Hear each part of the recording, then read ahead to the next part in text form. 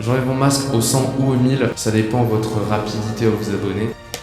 Wow. Là, c'est extrêmement spécial ce qui est en train de se passer. Oh merde, le porc! Ça va tranquille. Alors j'étais censé faire une blague sur mon pull, mais le problème c'est que je l'ai mis au lavage. C'était un pull Los Angeles blanc que j'avais acheté à New Yorker. Je sais que c'est passionnant, c'est pour ça que je vous fais ça. Et c'est aussi pour avoir une introduction. Alors vous l'avez vu au titre, aujourd'hui on va parler de FIFA, et plus précisément de cette voiture.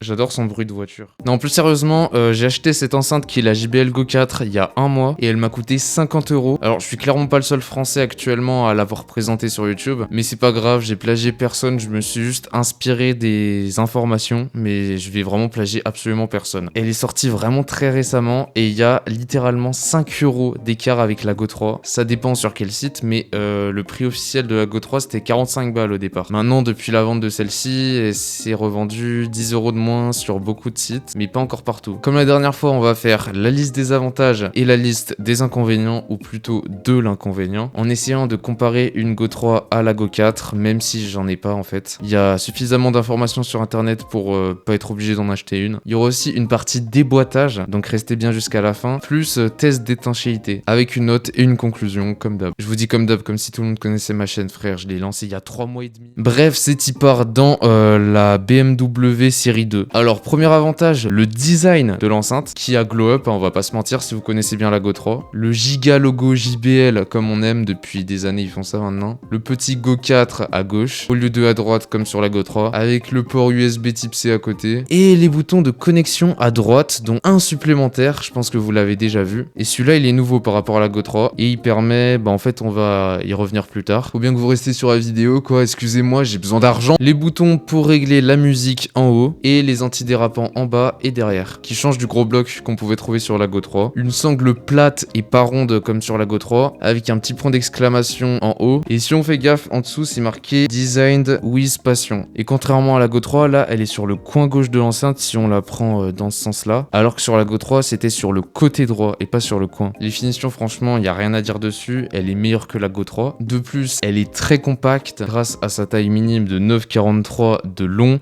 7,57 de large et 4,22 d'épaisseur. J'ai la flemme d'être plus précis que ça, je suis désolé. Et son poids est de 190 grammes, donc c'est plus lourd qu'une souris poids moyen, mais pas plus lourd qu'un casque. Deuxième avantage, elle a environ 7 heures d'autonomie, c'est jamais exactement ça, mais c'est à peu près ça. Et c'est largement suffisant pour une seule journée si vous prenez le temps de la charger tous les soirs, ou si vous en abusez pas trop chaque jour. Elle pourra facilement tenir peut-être 3-4 jours d'affilée. Et on peut la booster, on peut lui rajouter 2 heures grâce à une technique très simple que je vais vous dire juste après aussi, pour que vous restiez sur la vidéo. Bah oui frère, la tue.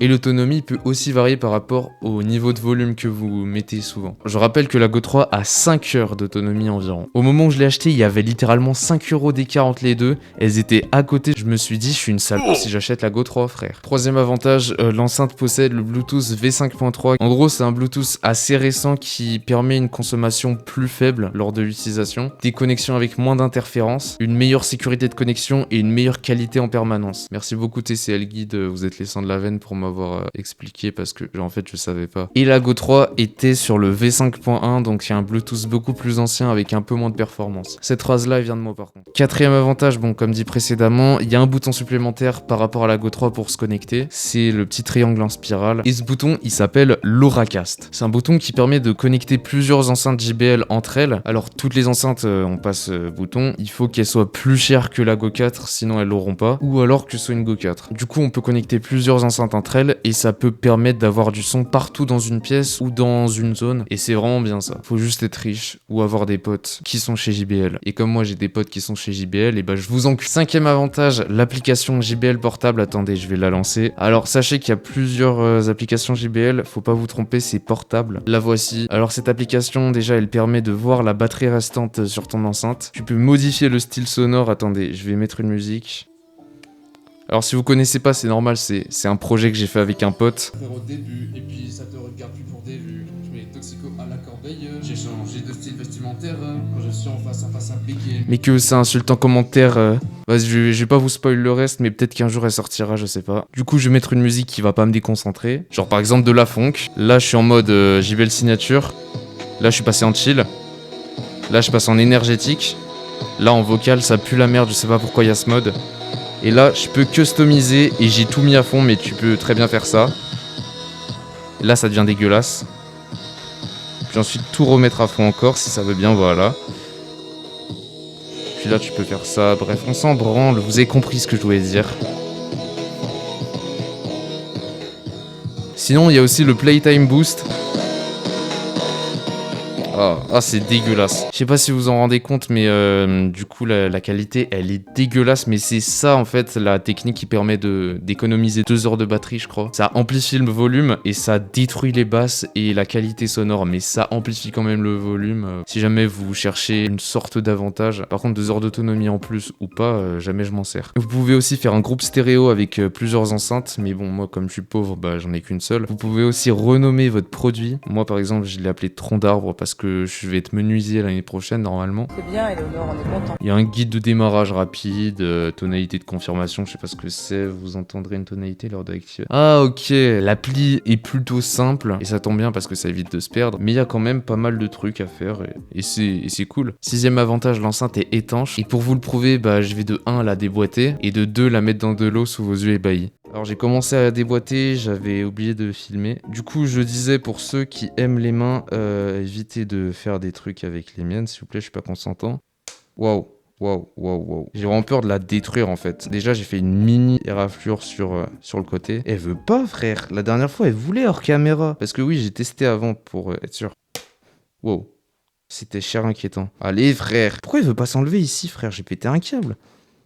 Ok, c'est bon. Du coup, voici l'intérieur. Alors, les finitions sont pas incroyables parce que bah, c'est l'intérieur. Et voici le vrai intérieur de l'enceinte. Je sais pas comment on appelle ces pièces-là. De toute façon, il y a des gens qui ont fait des vidéos spéciales démontage d'enceinte sur la JBL Go 4, justement. Là, je voulais démonter pour pas être obligé de mettre ça à sécher parce que c'est un peu plus galère que mettre ça à sécher. Et aussi pour vous montrer que bah, il y a aucun endroit où l'eau peut rentrer. Et on va faire la même chose de l'autre côté. C'est tellement délicat, putain. Mais quel abruti, j'oublie toujours de déboîter aussi de l'autre côté pour moins galérer. Je viens de mettre le bouton de recherche.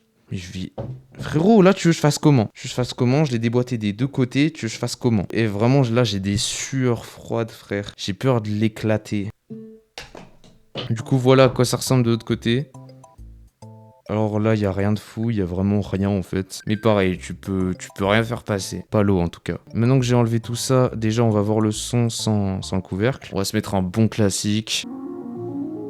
Je pense que vous devez reconnaître un petit peu. Money for fun. Comme là, en fait j'essaye de pas me faire copyrighter en fait, c'est pour ça que je chante comme une... Bon, je pense que vous avez dû l'entendre, la qualité a drastiquement baissé depuis que j'ai enlevé le couvercle. Et je suis toujours en JBL signature, hein, j'ai pas changé de mode. Vas-y bref, on va la passer sous l'eau, je vais me filmer dans la salle de bain. A tout de suite pour ceux qui restent dans la chambre. C'est le mec super marrant. Là, c'est extrêmement spécial ce qui est en train de se passer parce que vous êtes jamais allé ailleurs que dans mon décor. Même dans ma chambre, vous êtes jamais allé. Donc là, c'est aberrant ce que je suis en train de vous faire faire. Je suis en train de vous faire visiter ma baraque avec ma grosse tête au milieu, mais ça, c'est un détail. Je suis pas serein. Enfin, je suis à moitié serein, tu vois. Attends, est-ce que je peux mettre une musique en même temps que de filmer? Ah non, j'arrive pas à filmer en même temps, putain. Ah, ça me fait mal au cœur. Ah là, oh merde, le porc! Mais quel con! Il faut pas trop le mouiller. Oh, le désastre. Bon, là, je vais la sécher, puis on verra après. Mais elle a l'air d'avoir tenu quand même. C'est bon, je l'ai séché. Le résultat...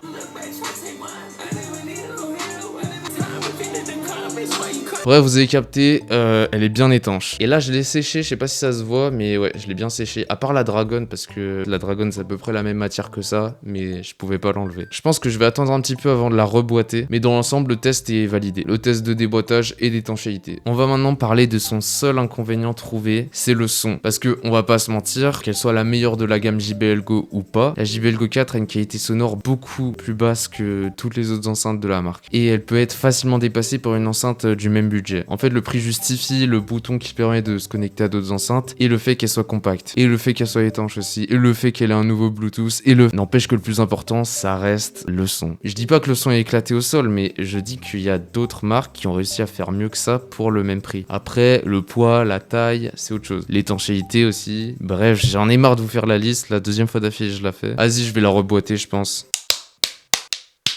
Merde. Elle est comme neuve. Par rapport à la note que j'ai donnée à cette enceinte, je lui mets un bon 8 sur 10 parce que je retire 2 points par rapport à son son. Et le fait qu'on puisse pas skip la musique directement sur l'enceinte, ça manque un petit peu aussi. C'est vrai que j'en avais pas parlé. Si cette vidéo vous a plu, n'hésitez pas à la liker. Vous pouvez vous abonner si vous avez envie et lâcher un commentaire pour me donner de la force. Vous pouvez me rejoindre sur tous mes réseaux sociaux, Instagram, Twitch, TikTok. Je suis pas du tout le même là-bas, mais genre vraiment. Par contre, tous ceux qui vont aller voir, abonnez-vous parce que wesh, j'enlève mon masque au 100 ou au 1000. Ça dépend de votre rapidité à vous abonner. Si vous avez d'autres produits et que vous voulez que j'unbox, dites-le moi en commentaire. Sur ce, je vous fais des gros bisous, des gros câlins et je vous emmerde. Passez une très bonne nuit et mangez du pain.